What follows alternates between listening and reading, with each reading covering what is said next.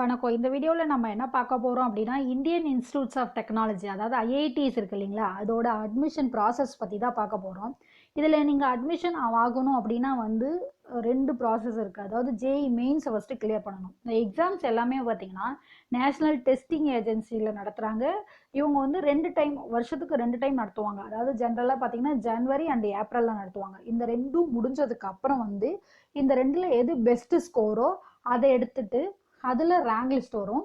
அவங்க வந்து ஜேஇ அட்வான்ஸுக்கு வந்து எலிஜிபிள் ஆவாங்க. ஜேஇ அட்வான்ஸ் போயிட்டு கிளியர் பண்ணுறவங்க வந்து ஐஐடியில் வந்து ஐஐடியில் படிக்கலாம். அதாவது இந்தியா ஃபுல்லாக இருக்கிற எந்த ஐஐடியிலனாலும் என்ன ரேங்கிங் நமக்கு வருதோ, நம்ம என்ன மார்க் எடுத்திருக்கோமோ அதை பொறுத்து படிக்கலாம்.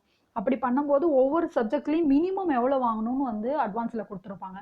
அதாவது இப்போ ஜென்ரல்னா வந்து 10 அப்படி வாங்கணும். அக்ரிகேட்டட் 35 வாங்கணும். மற்ற இப்போ ஓபிசின்னா பார்த்தீங்கன்னா 99, அக்ரிகேட்டட் 31 அந்த மாதிரி வாங்கணும். மற்ற கேட்டகரி எல்லாமே எஸ்சி எஸ்டிஸ் அவங்க எல்லாமே பிடபிள்யூடி இவங்கெல்லாம் பார்த்தீங்கன்னா வந்து 5, 17 அந்த மாதிரி ஒவ்வொரு இயருக்கும் அது வந்து கொடுத்துருப்பாங்க. ஸோ அந்த மினிமம் வந்து நம்ம வந்து அட்வான்ஸில் வாங்கணும்.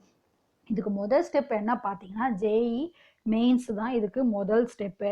இந்த ஜேஇ மெயின்ஸ் பார்த்தீங்கன்னா பேப்பர்ஸ் எப்படி இருக்கும்னா இது வந்து பிஇ பிடெக் ரெண்டுமே இருக்குது. அதே மாதிரி பிஆருக்கும் இதில் இருக்குது. இந்த பிஇ பிடெக்கு வந்து 300 மார்க்ஸ் அந்த மாதிரி வந்து ஜேஇ மெயின்ஸில் இருக்கும். பிஆர்க்கு வந்து 400 மார்க்ஸ் இருக்கும். அதாவது ரெண்டு பேப்பர் இருக்கும். பிஆர்க்குன்றது வந்து டிசைனிங், ஆர்கிடெக்ட் இந்த மாதிரிலாம் படிக்கிறோம் இல்லைங்களா, அதுக்கான எலிஜிபிள் இந்த ஜேஇ மெயினில். அடுத்தது ஜேஇ அட்வான்ஸ், அதாவது மெயின் பாஸ் பண்ணதுக்கு அப்புறம் வந்து அட்வான்ஸ் பாஸ் பண்ணலாம். இந்த மெயினில் வந்து எவ்வளோ எடுத்துருக்கணும்னா 90ல் வந்து மினிமம் கட் ஆஃப் எவ்வளோ இருந்துச்சுன்னா 89.75 ஜென்ரல் இருந்துச்சு. 74.31 வந்து அதர் பேக்வர்டு கிளாஸஸுக்கு இருந்துச்சு. அதாவது 20ல் பார்த்தீங்கன்னா 90.37 இருந்துச்சு. ஓபிசி அவங்களுக்கு வந்து 72 பாயிண்ட் அப்படி இருந்துச்சு. ஸோ இந்த அட்வான்ஸை வந்து கண்டக்ட் பண்ணுறதும் வந்து இவங்க தான் வந்து ஐஐடி டெல்லி அவங்க தான் வந்து பண்ணுறாங்க. இது வந்து பார்த்தீங்கன்னா அட்வான்ஸ் வந்து கம்ப்யூட்டர் பேஸ்டு டெஸ்ட்டு தான். இந்த ரெண்டுமே வந்து உங்களுக்கு ஒன்லி 2 சான்சஸ் தான் வந்து அட்வான்ஸுக்கு இருக்குது. ஸோ வந்து இதில் கொஸ்டின் பேப்பர்ஸ் வந்து கொஞ்சம் டிஃப்ரெண்ட்டாக இருக்குன்னு வச்சுக்கோங்களேன். ஃபிசிக்ஸ், கெமிஸ்ட்ரி, மேத்தமேட்டிக்ஸ் ரெண்டையும் இது பண்ணி தான் வந்து 2 பேப்பரும் இருக்கும். இதில் வந்து காம்ப்ரிஹென்ஷன், ரீசனிங், அனாலிட்டிக்கல் இந்த மாதிரி எல்லாமே இருக்கும். அதாவது பார்த்தீங்கன்னா சிங்கிளாக ஒரு ஆன்சர் இருக்கும். அதாவது அந்த கொஸ்டினுக்கு ஒரே ஒரு ஆன்சர் தான் அந்த மாதிரி இருக்கும். அதே பார்த்தீங்கன்னா சிங்கிள் இண்டீஜர் அவங்க ஒரு பேசேஜ் கொடுத்துருவாங்க. அதை நம்ம ஒர்க் அவுட் பண்ணோன்னா நமக்கு ஒரு நம்பரில் ஆன்சர் கிடைக்கும். ஸோ அது ஆன்சராக இருக்கும். மல்டிபிள் ஆன்சர்ஸ் இருக்கும். எப்படின்னா இப்போ 4 சாய்ஸஸ் இருந்ததுன்னா அதில் 4மே கரெக்டாக இருக்கலாம், இல்லை 3 கரெக்டாக இருக்கலாம். அந்த மாதிரி அதில் எத்தனை நம்ம கரெக்டாக போடுறோமோ அதுக்கு தகுந்த மாதிரி மார்க் கிடைக்கும்.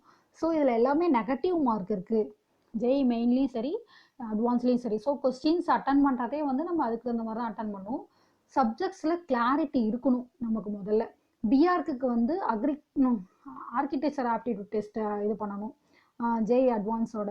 இந்த இந்த இதுக்கு வந்து பென்சில் பேப்பரை அது பேஸ் பண்ண டெஸ்ட் தான். ட்ராயிங்ஸு அதெல்லாம் இருக்கும் இதில். ஸோ ஆல் இண்டியா ரேங்க் இதை முடிச்சதுக்கப்புறம் பார்த்தீங்கன்னா ஜேஇ அட்வான்ஸில் வந்து பேப்பர் 1, 2 ரெண்டுலேயும் வந்து மினிமம் கொடுத்துருப்பாங்க. அது இது பண்ணதுக்கப்புறம் ஆல் இண்டியா ரேங்கிங் கொடுப்பாங்க. ஆல் இண்டியா ரேங்கிங் வந்தோடனே அலோகேஷன் ஆஃப் சீட்ஸு ஒவ்வொரு ஐஐடிலையும் எங்கெங்கே நீங்கள் வந்து உங்களுக்கு சீட்ஸ் கிடைக்குன்ற மாதிரி. இப்போது வந்து நாளைக்கு ரிசல்ட் வந்தோடனே 6ஆம் தேதியிலேருந்து ஓப்பன் ஆகிடும். அப்படி ஓப்பன் ஆனோடனே சாய்ஸ் ஃபில்லிங் கொடுப்பாங்க. ஸோ அந்த சாய்ஸ் ஃபில்லிங் நம்ம ஃபில் பண்ணும்போது நம்ம ரேங்கிங்க்கு எது கிடைக்குதோ அந்த இதுக்கு ஐஐடி கிடைக்கும், அதில் நம்ம படிக்கலாம். ஸோ சாய்ஸ் ஃபில்லிங்கில் தான் இதில் வந்து ரொம்ப கவனமாக இருக்கணும். இந்த ஜேஇ மெயின்ஸ் பார்த்தீங்கன்னா வந்து நார்மலாக உங்களுக்கு வந்து அந்த பேப்பர் வந்து நார்மலாக அப்படியே ஒரே அப்ஜெக்டிவ் டைப்பாக தான் இருக்கும். ஆனால் அட்வான்ஸ் வந்து எல்லாமே கலந்து தான் இருக்கும். இந்த ஜேஇ மெயின்ஸில் பார்த்தீங்கன்னா NITs, triple IIT, government funded technology institutions அந்த மாதிரி அதுக்கெல்லாம் நீங்கள் போகலாம். ஆனால் ஐஐடிக்கு போகணுன்னா கண்டிப்பாக நீங்கள் வந்து அட்வான்ஸ் கிளியர் பண்ணியிருக்கணும். அதாவது மெயின்ஸ் அண்ட் அட்வான்ஸ் கிளியர் பண்ணியிருக்கணும். ஐஐடிக்கு போகிறதுக்கு வந்து எலிஜிபிலிட்டி வந்து மெயின்ஸு நீங்கள் எழுதுறதுக்கு வந்து 12th ஆர் ஈக்குவலண்ட் இருக்கணும். அதாவது வந்து 2 வருஷத்துக்கு முன்னாடி இப்போ 21ல் அப்பியர் ஆகிடுங்கன்னா 19 ஆர் 20ல் அந்த மாதிரி பண்ணியிருக்கணும். அட்வான்ஸுக்கு வந்து மெயின் வந்து கிளியர் பண்ணி அந்த குறிப்பிட்ட பெர்சன்டேஜ் வச்சுருந்தீங்கன்னா டியூ டு இந்த டைம் கரோனா டைம்னால அந்த பெர்சன்டேஜ் தேவையில்லை, யார் வேணால் அப்பியர் ஆகலாம் சொல்லிட்டாங்க. ஆனால் வந்து மேக்ஸிமம் 70 ஆர் 75% அந்த மாதிரி வச்சுருப்பாங்க. ஸோ பிஆர்க்குக்கும் சேம் தான். ஜேஇ அட்வான்ஸில் யார் கிளியர் பண்ணுறாங்களோ அவங்க தான் வந்து அந்த ஆர்கிடெக்சர் ஆப்டிடியூட் டெஸ்ட்டு போய் எழுத முடியும். ஸோ ஐஐடியில் சேர்றதுக்கு என்னென்னு பார்த்தீங்கன்னா உங்களோட பர்சன்டேஜ் மார்க்ஸ் வந்து வச்சுருக்கணும். சப்ஜெக்ட்ஸ் வந்து ஃபிசிக்ஸ், கெமிஸ்ட்ரி, மேக்ஸு அந்த மாதிரி இருக்கணும். பிஆர்க்கில் வந்துட்டு பார்த்தீங்கன்னா வச்சுக்கோங்களேன், இந்த வாரணாசி, காரக்பூர் அங்கெல்லாம் இருக்குது. ஆர்கிடெக்சர் ஆப்டிடியூட் டெஸ்ட்டை நீங்கள் கிளியர் பண்ணணும். ஸோ அதுக்கு தனி ரேங்கிங் கிடையாது. சீட் அலாட்மெண்ட் வந்து இவங்க ஜோஸா தான் பண்ணுறாங்க. இந்த ஐஐடிக்குள்ளே வரணும் அப்படின்னா முதல்ல வந்து அந்த இன்ட்ரெஸ்ட் உங்களுக்கு இருக்கணும். நீங்கள் சிபிஎஸ்சியாகவும் இருக்கலாம், ஸ்டேட் போர்டாகவும் இருக்கலாம். இந்த வருஷமே பார்த்தீங்கன்னா ஸ்டேட் போர்டில் படித்த சில பேரும் கிளியர் பண்ணியிருக்காங்க. ஸோ உங்களோட ஃபிசிக்ஸ், கெமிஸ்ட்ரி, மேக்ஸு அந்த மாதிரி சப்ஜெக்ட்ஸ் வந்து மெயின் சப்ஜெக்ட்ஸாக உங்களுக்கு இருக்கணும்.